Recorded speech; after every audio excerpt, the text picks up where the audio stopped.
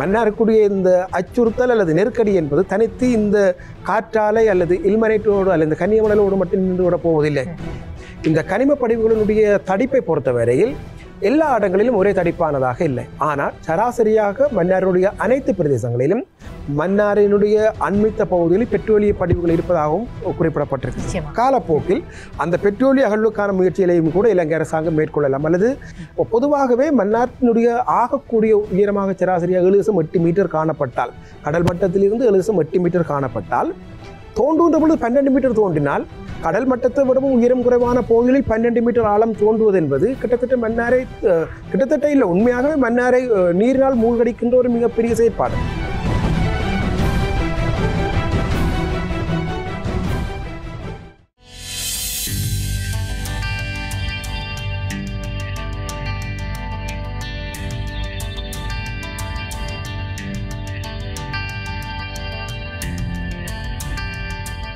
நிச்சயமாக அந்த மன்னாருடைய கரையோர பிரதேசங்களில் மிக முக்கியமாக நாங்கள் பள்ளிமணி தொடக்கம் தலைமன்னார் வரையான அந்த கடற்கரை ஓரங்களில் மிக முக்கியமாக பேசாலை பகுதியை நாங்கள் எடுத்துக்கொண்டுமாக இருந்தால் அந்த கடற்கரை ஓரங்களிலே காணப்படுகின்ற அந்த மணலை அள்ளி கைகளிலே நாங்கள் அப்படி கடல் நீரிலே கழுவுகிற போது கரிய மணற்படிவுகள் அப்படி கரைந்து செல்வதை எங்களுடைய கண்களால் நாங்கள் நேரடியாக பார்க்கலாம். அந்த அளவுக்கு வளச்சரிவுகள் இருக்கிறது. நீங்கள் குறிப்பிட்டதை போன்று இது வரமா சாபமா என்பது அது தெரியாத ஒரு விடை தெரியாத ஒரு கேள்வியாகத்தான் இருக்கிறது.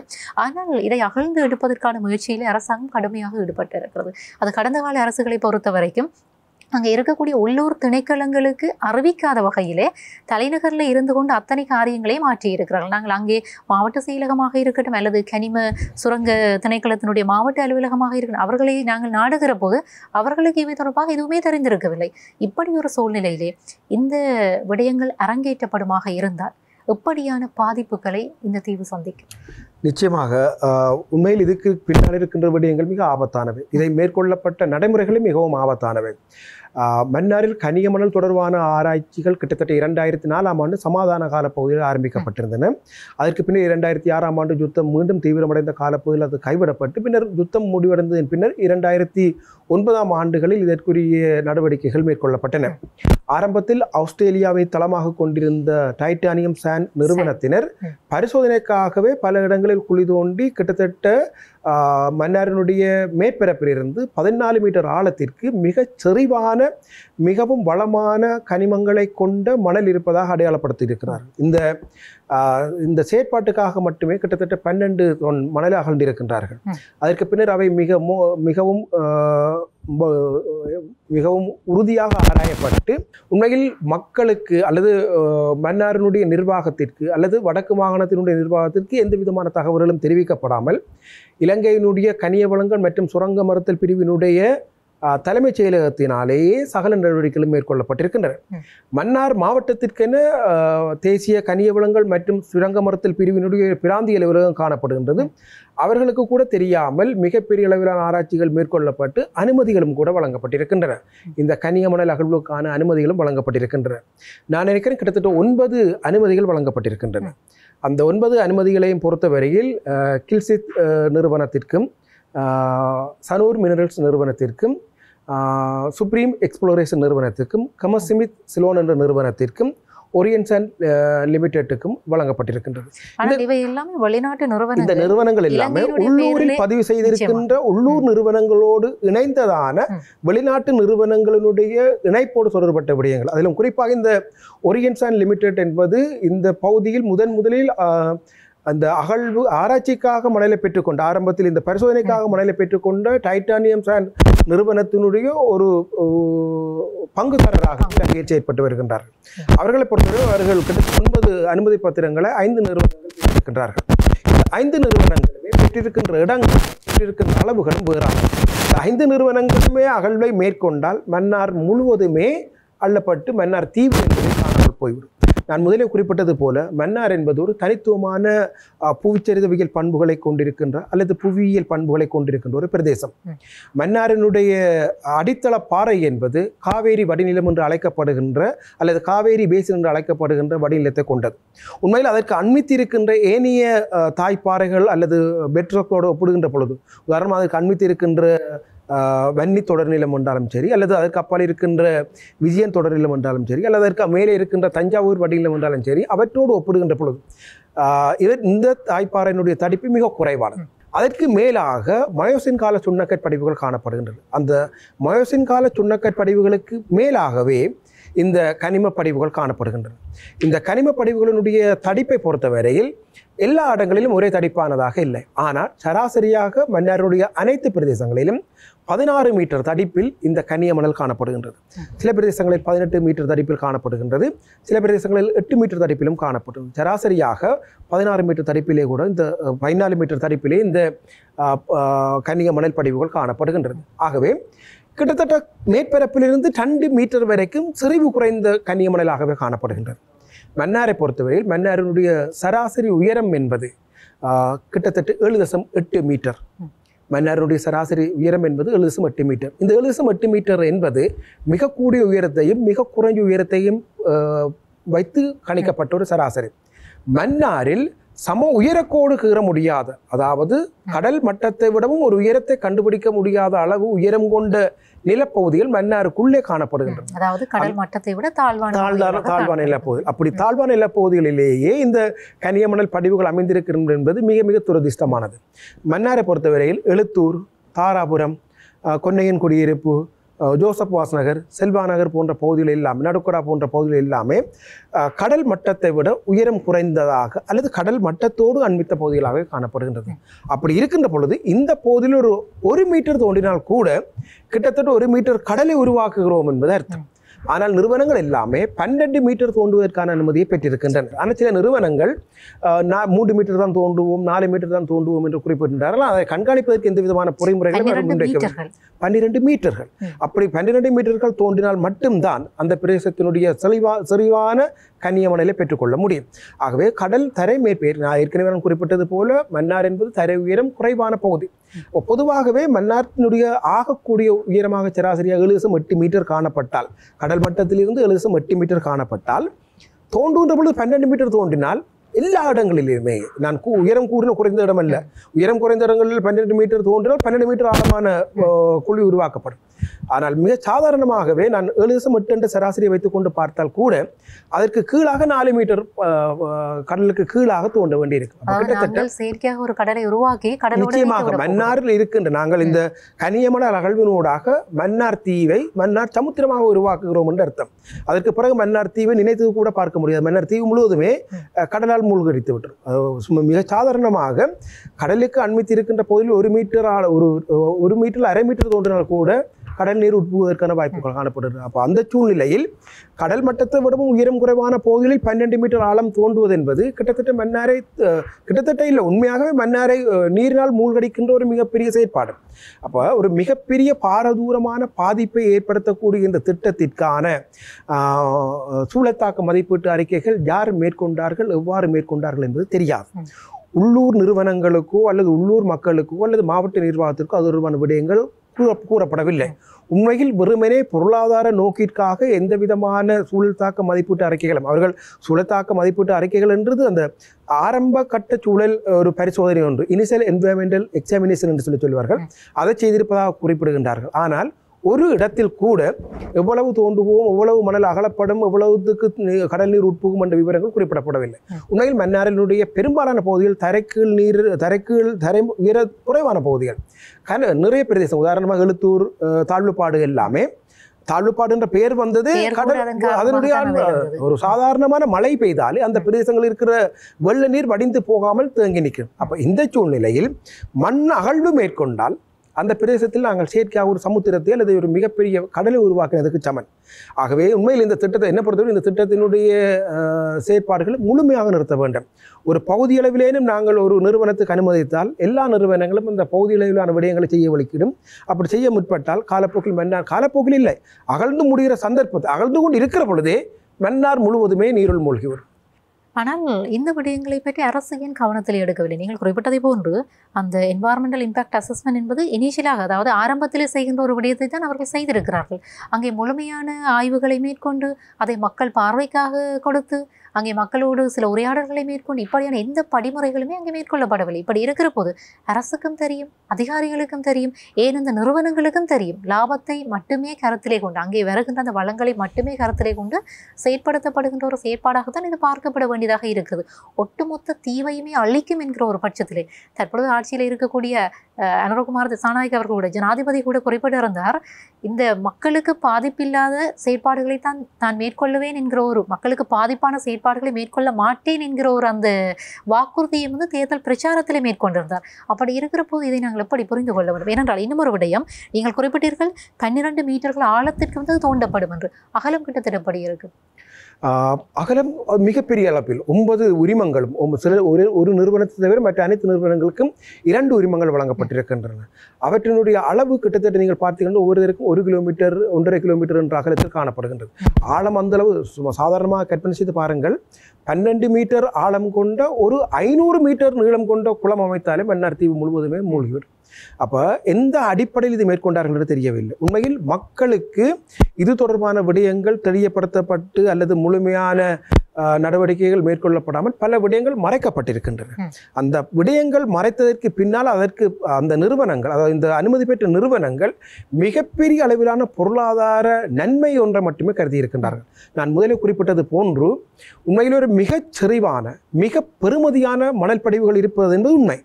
அந்த மணல் படிவுகள் இருக்கின்ற பெருமதியே அவர்கள் முறையான அனுமதிகளை அல்லது முறையான நடவடிக்கைகளை பெறாமல் இந்த மணல் அகழ்வுக்கான நடவடிக்கைகள் தொடங்கியிருப்பதற்கான காரணம். குறிப்பாக நான் ஒரு விடயத்தை குறிப்பிட வேண்டும். இந்த அகழ்வு செயற்பாட்டிற்காக இந்த நிறுவனங்களில் சில உள்ளூர் மக்களை தொடர்பு கொண்டு அவர்களுடைய காணிகளை கொள்ளையடிப்பு செய்திருக்கிறார்கள்.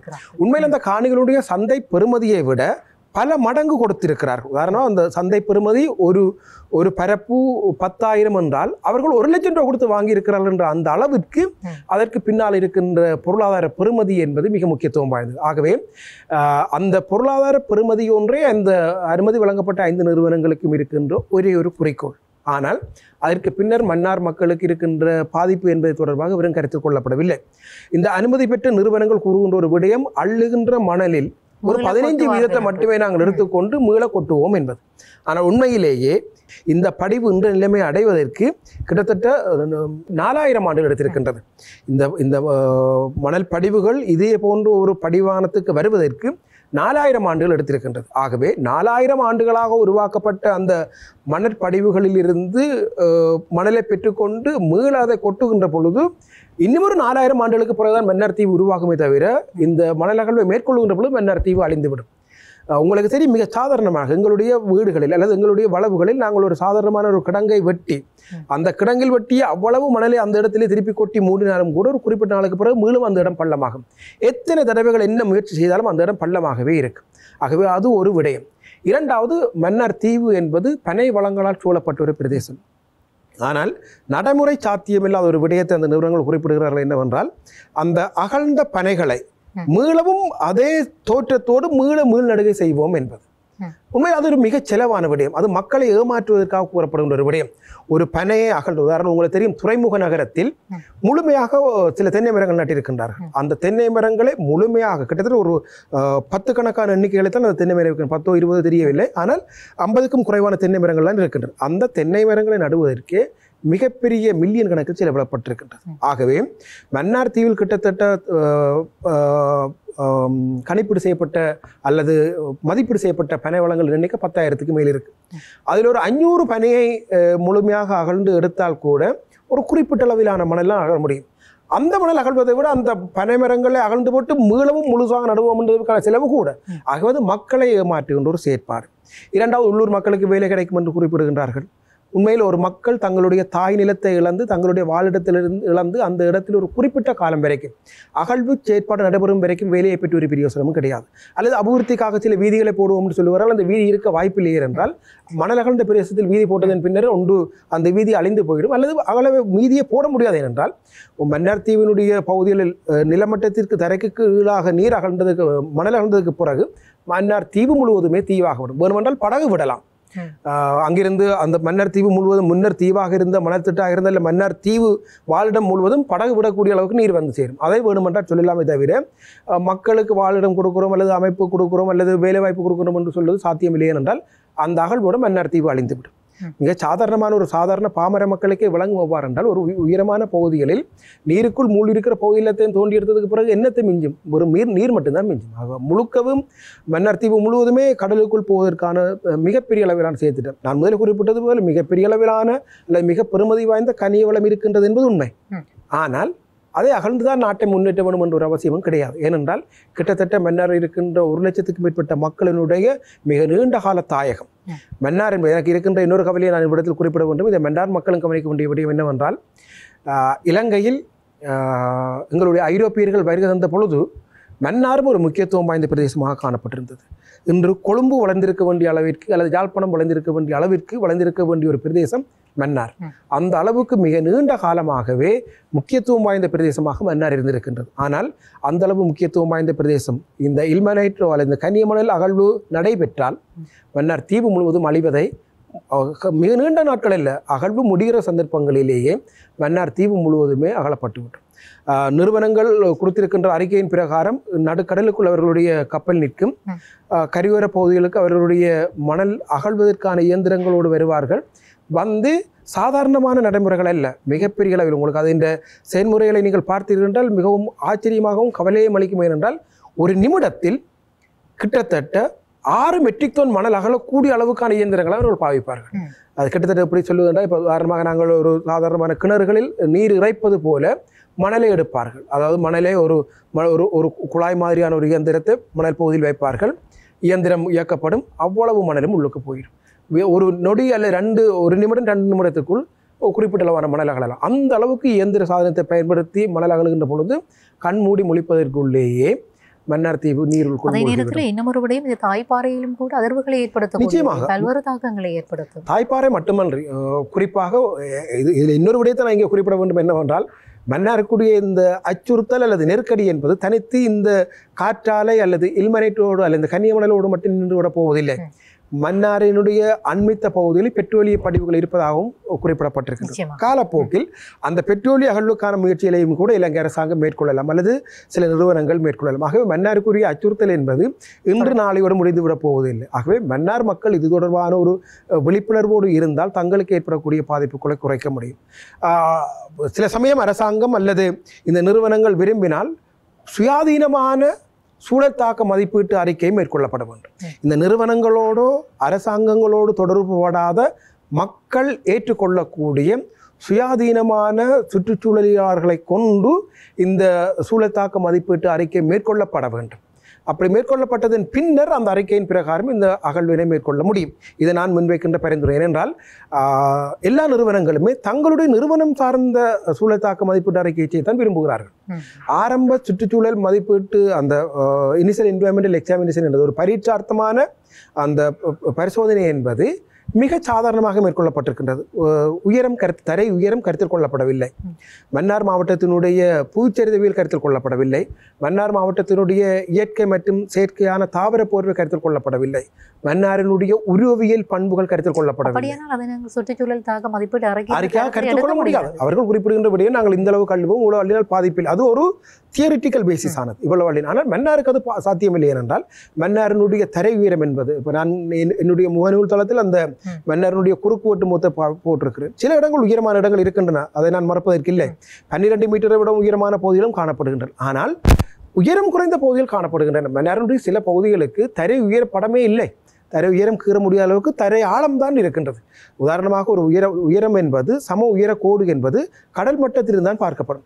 கடல் மட்டத்திலிருந்து 1 மீட்டர் உயர்ந்தாலும் அது சம உயர கோடாக நாங்கள் கூறுவோம். ஆனால் மன்னாருக்கு பல பகுதிகளுக்கு சம ஆழக்கூடன் கீற முடியும்.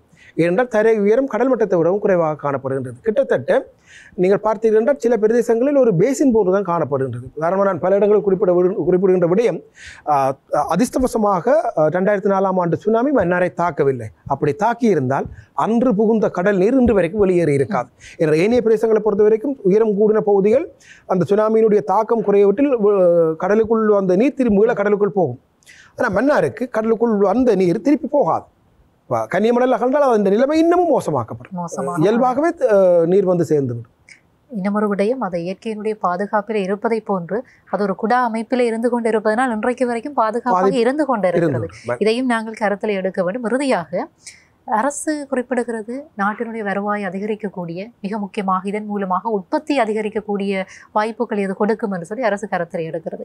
இன்றைக்கு இருக்கக்கூடிய நாட்டினுடைய பொருளாதார சூழ்நிலைகளோடு ஒப்பிட்டு பார்க்கிற போது நிச்சயமாக அது இந்த அரசு இல்லை, எந்த அரசாக இருந்தாலும் தங்களுடைய வருவாயை ஈட்டக்கூடிய முயற்சிகளை அவர்கள் பார்ப்பார்கள். அதே நேரத்தில் இந்த நாட்டை பொறுத்த வரைக்கும் இன்னும் ஒரு பார்வையும் இருக்கிறது. தமிழ் மக்களை புறந்தள்ளுகிற ஒரு செயற்பாடு, அவர்களுடைய நலன்களை புறந்தள்ளுகிற ஒரு செயற்பாடும் பொதுவாக காலங்காலமாக இருந்து வருகிறது. இந்த மனக்குறையும் மக்கள் மத்தியில் இல்லாமல் இல்லை. அதே நேரத்தில் தெற்கில் இருக்கக்கூடிய நிறுவனங்களுக்குள்ளும் இப்படியான ஒரு மனநிலை இருக்கிறது என்பதையும் நாங்கள் புரிந்து கொள்ள வேண்டும். இந்த சூழலிலே இறுதியாக இவற்றைத்தான் மேற்கொள்ள முடியும். உங்களுடைய பரிந்துரை என்ன? நிச்சயமாக இதுக்கு பின்னால் இருக்கின்ற பொருளாதாரம் என்பது மிகப்பெரியது, அதை நான் ஏற்றுக்கொள்கிறேன். இதனுடைய இந்த மணல் அகழ்வின் மூலம் இந்த மணல் அகழ்வை வந்து அகலப்பட்ட மணலை இலங்கை பயன்படுத்துவதற்கான தொழில்நுட்ப பற்றாக்குறை இருக்கின்றது. இலங்கை இதை பயன்படுத்த முடியாது. இலங்கையில் அகலப்படுகின்ற இந்த மணலை நடுக்கடலில் இருக்கின்ற கப்பல்களில் பிரித்து அந்த பிரிக்கப்பட்ட கனிமங்களை ஏற்றுமதி செய்யத்தான் முடியும். அப்போ ஏற்றுமதி செய்வதனூடாக அரச வரி உட்பட்ட பல்வேறு வரிகளினூடாக இலங்கை அரசாங்கத்துக்கு வருமானம் பெறும். ஆனால் அந்த நிறுவனங்கள் மிகப்பெரிய அளவிலே லாபத்தை பெற்றுக்கொள்ளும் அல்லது மிகப்பெரிய அளவிலே வருவாயை பெற்றுக்கொள்ளும். ஆனால் ஒரு நாடு தன்னுடைய மக்களுடைய இருப்பை அழித்து அல்லது மக்களை புறந்தள்ளி அல்லது மக்களுடைய நலன்களை கருத்தில் கொள்ளாமல் வருவாய் மட்டுமே நோக்கு என்று செயற்பட முடியாது. நான் நினைக்கின்ற அண்மைத்திருக்கின்ற அல்லது தற்பொழுது இருக்கின்ற இலங்கை அரசு மக்களில் பெருமளவான கரிசனை செலுத்தும் என்ற நம்பிக்கை இருக்கின்றது. அவர்கள் இப்போ இருக்கின்ற சூழ்நிலையை பொறுத்தவரை மக்களுடைய கோரிக்கைகளை ஏற்றுக்கொள்வார்கள். மக்களுடைய கோரிக்கைகள் அல்லது மக்களுடைய நலன்களை அவர்கள் புறந்தள்ள மாட்டார்கள் என்று நம்புகின்றேன்.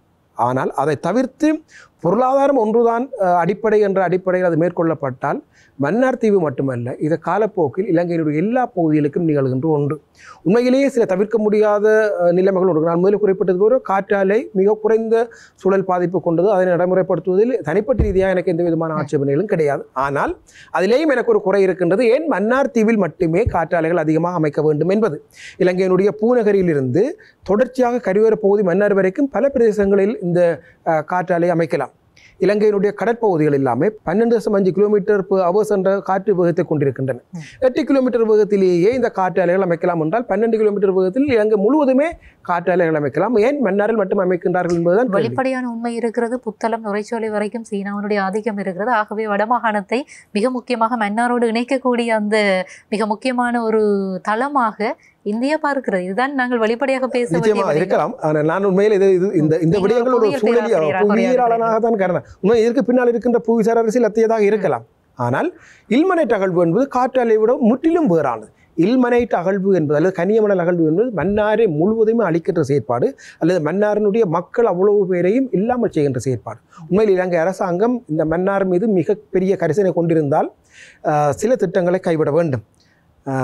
அல்லது நான் முதலில் குறிப்பிட்டது போல சுயாதீனமான சூழலியல் தாக்கு மதிப்பீடுகள் மேற்கொண்டதன் பின்னர் அவர்களுடைய பரிந்துரை அடிப்படையில் மேற்கொள்ள வேண்டும். ஆனால் இலங்கையில் தற்பொழுது இருக்கின்ற அரசு ஒரு மக்கள் நலன் பேணும் அரசு என்ற அடிப்படையில் அவர்கள் மன்னார் மக்களுடைய குரலை, இது மன்னார் மக்களுக்கு மட்டுமல்ல, இலங்கையில் இருக்கின்ற சகல சூழலியல் நேயமிக்க எல்லோருக்குமே பொதுவான ஒரு பிரச்சனை, அல்லது இலங்கையை நேசிக்கின்ற எல்லாருக்கும் இது ஒரு பெரிய பிரச்சனை. ஏனென்றால் இலங்கையினுடைய ஒரு நிலம் அழிந்து பொருளாதார வளம் பெறுவது என்பது உலகில் எங்கும் ஏற்றுக்கொள்ளப்பட முடியாத ஒன்று. ஏனென்றால் தாய் நிலம் என்பது அந்த நாட்டு மக்களுக்கு மிக முக்கியத்துவம் வாய்ந்தது. அந்த தாய் நிலத்தை அழித்து பெறப்படுகின்ற எந்த பொருளாதாரம் நிலைத்திருக்காது. ஆகவே அரசு, நான் நினைக்கின்றேன், மக்களுடைய கோரிக்கைகளை சாதகமாக பரிசீலிக்கும். அவர்களுடைய இந்த இல்மனைட்டுக்கு எதிரான போராட்டத்தினுடைய நியாயப்பாட்டை அவர்கள் விளங்கிக் கொள்வார்கள். அவ்வாறு மேற்கொண்டால் இலங்கை அரசாங்கம் மக்களுக்கு நன்மை செய்ததாக இருக்கும். ஒரு நிலைத்து நிற்கக்கூடிய பொருளாதார வருமானத்தையும் பெற்றுக்கொண்டதாக அமையும். நிச்சயமாக. மிக்க நன்றி. இன்றைக்கு நாங்கள் இந்த பல்வேறு விடயங்கள் தொடர்பாக உரையாடி இருக்கிறோம். தொடர்ச்சியாக உரையாடலாம். ஆனால் நேரத்தையும் கருத்தில் கொண்டு நிகழ்ச்சியும் நிறைவு செய்து கொள்ள வேண்டியும் இருக்கிறது. முத்தாய்ப்பாக நீங்கள் குறிப்பிட்டதை போன்று ஒப்பீட்டளவில் இந்த காற்றாலை மூலமாக மின்சாரத்தை பெற்றுக்கொள்ளுகிற இந்த திட்டம் என்பது இந்த இல்மனைட் அல்லது இந்த கனிய மணல் அகழ்வு திட்டத்தோடு ஒப்பிடுகிற போது அது ஓரளவுக்கு நடைமுறைப்படுத்தக்கூடியது. சாதகமான பாதகமான நிலைமைகளை ஆராய்ந்து அதற்கு சில அந்த தளங்களை மக்கள் ஏற்படுத்தி கொடுக்கலாம் என்பது என்னுடைய ஒரு தனிப்பட்ட அபிப்பிராயமும் கூட. அதே நேரத்தில் நான் நினைக்கிறேன், நேற்று வன்னி மாவட்ட பாராளுமன்ற உறுப்பினர்கள் வந்து ஜனாதிபதியை சந்தித்திருக்கிறார்கள். தற்காலிகமாக 1 மாதத்திற்கு இந்த காற்றாலை மின் உற்பத்தி திட்டத்தை தற்காலிகமாக நிறுத்தி வைப்பதாக ஜனாதிபதி வந்து வாக்கு கொடுத்திருக்கிறார். அதுபோன்று நீங்கள் குறிப்பிட்டதை போன்று தற்பொழுது ஆட்சியில் இருக்கக்கூடிய அரசு என்பது மக்களை கருத்திலே கொண்டு செயற்படுகிற ஒரு போக்கு இருக்கிறது என்பது எங்களுடைய நம்பிக்கையாகவும் இருக்கிறது. ஆகவே அவர்கள் மக்கள் நேயமான ஒரு அரசாக செயற்படுவார்கள் என்கிற ஒரு நம்பிக்கையோடு தொடர்ச்சியாக இந்த மன்னார் மக்களிடத்திலும் நாங்கள் கேட்டுக்கொள்ளக்கூடிய விடயம் ஒன்று இருக்கிறது. இந்த விடயங்கள் தொடர்பாக வெளிப்படைய வேண்டியதும் இந்த தங்களுடைய நிலைப்பாடுகளை தொடர்ச்சியாக எடுத்துச் செல்ல வேண்டியதும் அவர்களுடைய ஒரு கடமையாகவும் இருக்கிறது. அவர்களுக்கு உங்களை போன்ற புத்திஜீவிகள் தொடக்கம் அரசியல் தலைவர்களோட தொடக்கம் சமூக மட்டத்திலே செயலாற்றுகிற ஒவ்வொருவரும் இணைந்து பயணப்படுகிற போது நாங்கள் காத்திரமான சில விடயங்களை எதிர்பார்க்கலாம். நல்லவையே நடக்கும் என்கிற அந்த நம்பிக்கையோடு மிக்க நன்றி. நன்றி. நன்றி.